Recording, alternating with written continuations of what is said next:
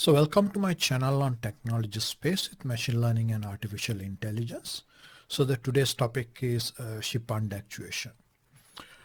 So this is the second part of a two-part series. I would also place the link to the first part in the description of this video. And this is also part of this maritime technology playlist under this channel. So let's move on to the main content of this presentation. So let's recap what we have discussed in the part one of this series. So when a rigid body is laying on a frictionless surface, we apply this force F1, assuming the rigid body is in an equilibrium. What could happen, that situation would be the rigid body could achieve the translational acceleration of AT and the rotational acceleration of AR due to this force and the moment M1 which is created under this force. So if you want to bring that rigid body into equilibrium, what you should do, you should make that net force in that rigid body equal to 0, as well as the net moment in that rigid body equal to 0. So we picked the arbitrary point A, and then we apply the force F2, which is equal to the force F1, but in opposite direction. In the same time, you apply the moment, which is M2 is equal to the moment M1, but into the opposite direction.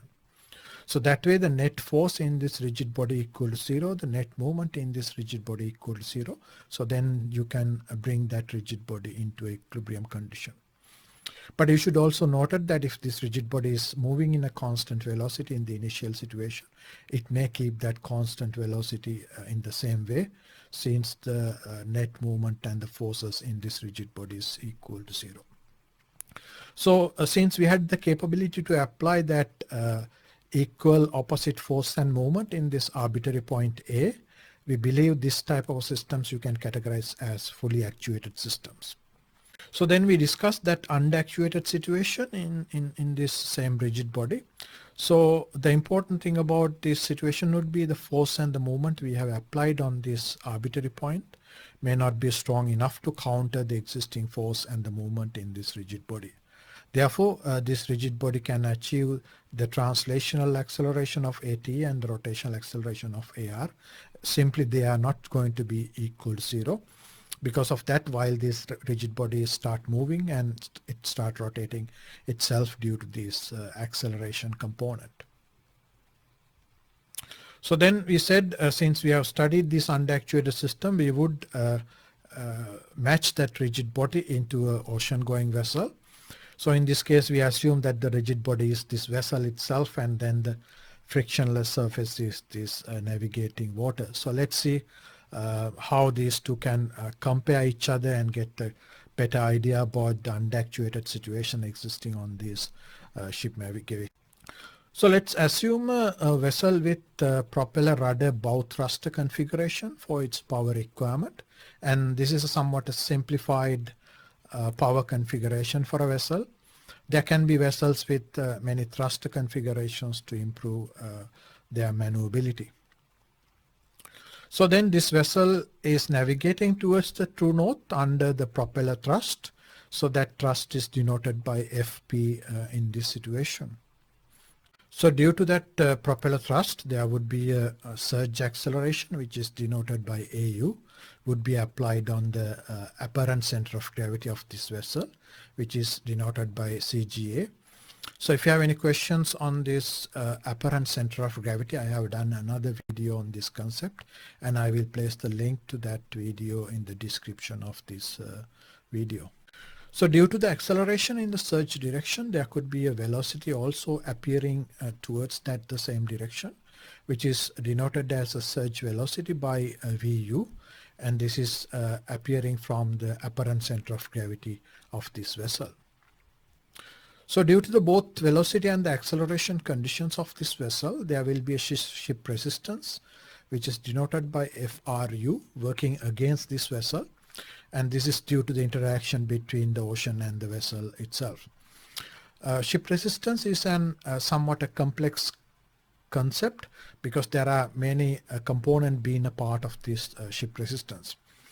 There are components which should be a part of or the related to the acceleration condition of this vessel. For example, the added mass is related to the vessel acceleration as well as the underwater volume of this vessel. And then there are components related to the velocity component of this vessel, which is the drag force. It's also related to the underwater surface of that vessel. So therefore, the combination of these components will be working against the vessel motions as the ship resistance in this situation.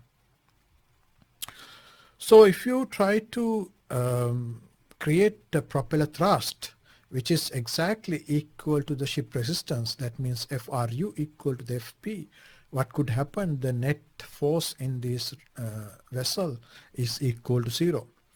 So that way, if the vessel is in equilibrium condition, it would remain in equilibrium condition. If it's navigating under the surge velocity of VU, it will navigating in the same constant velocity in the same direction. So this is what generally theoretically can happen in this situation. Even though we have assumed that if the net force acting on this vessel is equal to 0, since this vessel is moving in the velocity or the surge velocity of VU, it could remain in that velocity. But in general, what could happen, there is a ship resistance component in this part of this main ship resistance, which could work against the velocity of this vessel. And that component will work against this velocity. And then eventually it would decelerate this vessel and bring into a standstill situation, where the velocity is equal to 0. So to keep that velocity constant, what you should do, you should have a slightly higher propeller thrust with slightly some acceleration conditions. Every time when you get this velocity component reduced, you should increase the acceleration and bring that velocity into the required velocity where this vessel should operate. So here, as the velocity, I'm referring to as this surge velocity in this situation. So let's complicate this problem a little bit more by assuming there is a wave field coming towards this vessel from the bow, which is bow, and then also from the port side with some angle into this vessel. Therefore, the wave resistance is denoted by FRW in this situation. So let's try to understand what could happen into this vessel motion under this wave resistance. So let's try to understand this wave resistance force effect on the vessel motion. Before that, let's decomposite this force into two perpendicular direction. So if we are not familiar with the force decomposition, I would add another video on the vector fields into this channel, and I would place that link in the description of this video. So let's try to decomposite this wave resistance force into two directions of the surge direction as well as the sway direction. So the surge direction decomposition component would be FWRU, and the sway direction decomposition component in the same force would be WRV. So let's try to adapt these forces into both the surge and the sway direction. Since the surge direction, you have two forces, you can adapt each other. That would be a summation of the wave resistance component plus the ship resistance component. That is denoted by FRU plus FWRU. And then the sway wave resistance component, it be remaining in the same, which is denoted by FWRV.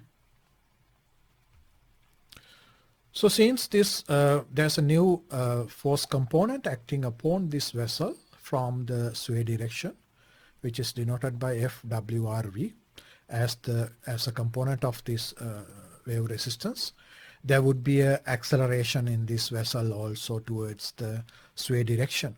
So the sway acceleration is denoted by AV in this situation, and it is affecting on the apparent center of gravity of this vessel.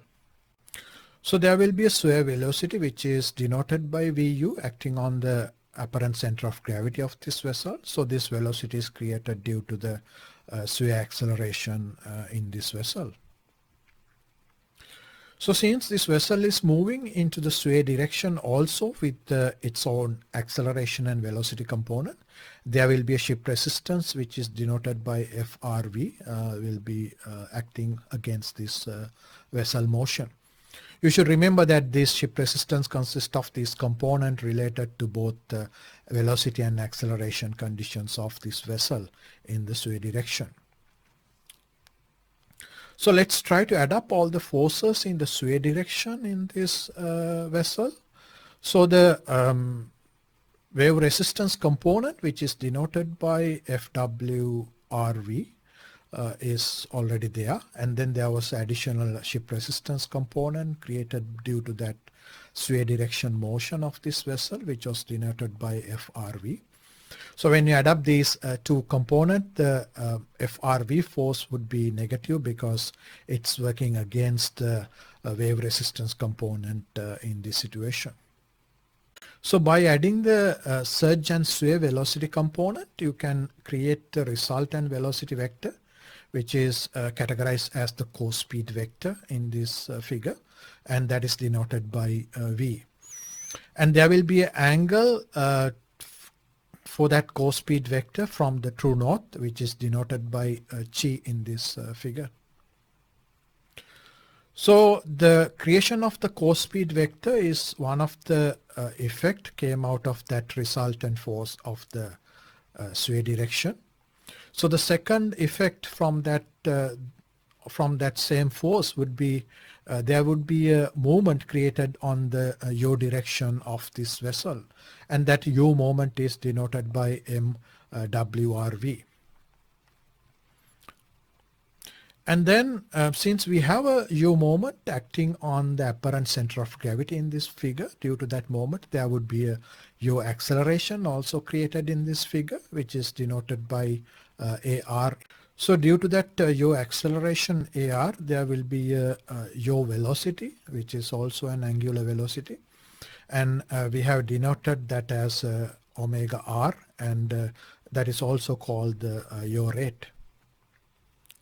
So let's try to summarize what is happening right now. There was a wave field coming towards this vessel from the bow and the port direction. Due to that effect, the surge velocity has been drifted towards the sway direction, and then we called this co-speed vector was created. At the same time there was a movement, and then there was a yaw rate also created on this vessel. So due to these two velocity component, vessel is start drifting towards vessel is drifting and then also rotating due to this yaw rate. So here you can imagine a navigator might feel like he is losing the controllability of this vessel. So there's a requirement to execute these propeller-rudder-bow thruster systems to encounter these effects due to this wave field. So as we have discussed in the previous slides, this vessel is drifting towards the sway direction, and then this vessel also rotating towards the starboard direction due to this sway force and the yaw rate, by assuming these are the two unwanted component in this vessel navigation. So therefore we have to counter this sway velocity as well as the yaw rate by utilizing the rudder-propeller system. So first we turn the rudder into the port side to make that vessel rotate into the port direction. So that way we can counter the vessel rotation into the starboard direction, where we are creating a rudder-propeller movement in this situation, which is denoted by MR. So at the same time we can utilize these rudder-propeller systems to create a force, which is FR, to encounter the resultant force acting on the sway direction of this vessel. So let's try to utilize the bow thruster also in this situation as actuation power. So the bow thruster will create a thruster force, which is denoted by Ft in this situation. That may not be a stronger force, but in some situations that can be useful. So let's try to make this net force in this vessel is equal to 0. So that way we can somewhat have a better controllability over this vessel. So first, considering the surge direction. So if we create enough propulsion thrust FP, which is equal to the resultant force or the resultant resistance coming in the surge direction. So that way we can make that surge acceleration is equal to 0. So let's try to make the net force in the sway direction is also equal to 0. That can be done by creating stronger force in the bow thruster as well as in the rudder propulsion system. These two forces are denoted by Fr and Ft. So if we can create a resultant force which is equal to the resultant ship resistance on the sway direction, then what we can do, we can make that sway directional acceleration AV equal to 0. So outcome of that accelerations going to 0, this case both surge and sway accelerations are going to 0. There will be a constant course speed vector will be resulted in that situation. That means the magnitude and the direction of the course speed vector remain a constant in this situation. So since we have counted the linear accelerations or the translational accelerations in this vessel, let's try to counter the rotational accelerations. So if we can create enough moment from the rudder propulsion system, which is denoted by Mr, equal to the moment created by this sway directional force, that could create a counter moment for the existing moment in this vessel. So that way we can make that linear rotational acceleration AR goes to 0 in this situation. So let's try to see the resulted ship motions due to this net force and the net moment in any arbitrary point r equal to 0 in this situation due to the rudder propulsion and the thrust force at the moment we have created in this vessel. So what would be resulted in, there will be a constant course speed vector, that means the magnitude and the direction of that course speed vector remaining constant. And then this vessel is turning into the starboard side with the constant yaw rate. So this is what generally could happen in theoretically, but the actual situation could vary. What actually could happen, there are ship resistance components can work against the velocity component in this vessel. So therefore, if you're thinking about the rotational motion, there will be a counter rotational moment created by the ship resistance against the yaw rate, and then will make the yaw rate come into a 0 value. So that is, in a way, it's a good thing, because if the vessel is turning a constant yaw rate, this ship resistance will work against and make that yaw rate goes to 0. Similarly, that would happen also into the translational motion. So there will be a ship resistance work against the course speed vector and try to make that course speed velocity goes to 0. But in this case, we would not expect to make the surge velocity goes to 0, but making the sway velocity component goes to 0 under this ship resistance can be a good thing for this ship navigation. So since the sway velocity component and the yaw rate being compensated by the ship resistance as a good thing for the ship navigation, now we can align the course speed vector towards the surge direction. Even we can increase the propulsion thrust to introduce additional accelerations in the surge directions to keep the constant course speed vector or the constant surge vector, assuming that is the intention of that ship navigator. So this can be seen as a situation the navigator can have a fully controllability of the vessel. Therefore, this is can consider as a fully actuation situation or a fully actuated vessel. So however, this type of fully actuated situations may not always be applicable in ship navigation. I mean, this can happen in a calm weather navigation situations where our vessels are doing slow maneuvers, including DP type of operations. And sometimes these vessels may have additional thrusters to create these fully actuation situations in these ship maneuvers. So we cannot assume that these vessels are navigating in a calm weather conditions in a slow speed in the majority of the situations. I would say in generally these vessels are navigating in a moderate to high speed conditions in moderate or off weather conditions. By considering the ship speeds above 4 knots, these thrusters or their effects going to be negligible. Therefore, the force created by these thrusters may not be effective in a moderate speed conditions of these vessels. So that means it's not useful at all. In general, this rudder propulsion system can create a powerful movement that can counter the wave resistance movement created on this vessel. Therefore, the yaw rotation can be avoided since the yaw velocity, yaw rate, and then the yaw acceleration goes to 0. So this vessel can have a constant heading and course speed vector. This is due to the reason that the rotational movement in this vessel is negligible. However, on the other hand, the force created by the rudder and propeller system, which is Fr, is somewhat weaker compared to the force created by the wave resistance. Because of that reason, the sway velocity in this vessel as well as the sway acceleration would not be equal to 0. Therefore, the course speed vector as well as the heading vector could have two different directions. So that means the vessel is drifting towards the course speed vector. So let's try to summarize what we have discussed so far. So we have mentioned that rudder propulsion systems in these vessels may not be able to create adequate force towards the sway directions to counter any environmental forces affecting on these vessels in the sway direction.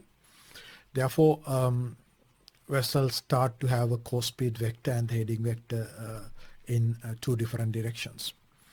In addition, we also discussed this apparent center of gravity in one of my videos, and I would put the link to that video also in this description of this video. So there we discussed that the center of gravity is continuously changing due to the interactions between the ocean with this vessel. Now we can imagine a situation your course speed vector is changing due to this sway velocity component, as well as the location of that course speed vector is changing due to this apparent center of gravity. So that create this vessel controllability is a difficult problem, because the controlling a vessel does not mean just controlling the heading vector, but also controlling the course speed vector. So if you want to make a better maneuver, you should have a controllability in the heading vector as well as the course speed vector. But due to this underactuated situations in these vessels, you may not be able to have the complete controllability in this course speed vector. On the other hand, it would be extremely difficult to estimate the apparent center of gravity as well as the estimation of the course speed vector. So that can create additional difficulties on the ship controllability problem. In the control community, we generally say that unobservable parameters may not be able to controlled. So that means course speed vector and the apparent center of gravity as unobservable parameters could create quite a lot of difficulties on the ship controllability problem. I think I would discuss that ship controllability problem more details in my future videos. So hopefully you have enjoyed that video. You should remember I am presenting a somewhat simplified problem in these presentations to show how these vessels can be categorized as underactuated systems, and then this underactuation itself going to influence on the solving process of the ship controllability problem. And so since I am simplifying even the navigational conditions, we have only considered that encounter waves, but there can be encounter wind conditions also that can further complicate these motions, and then ship resistance also can be somewhat more complicated than what I have presented in this discussion. So, so if you're still interested in similar videos, please stick around. Thank you.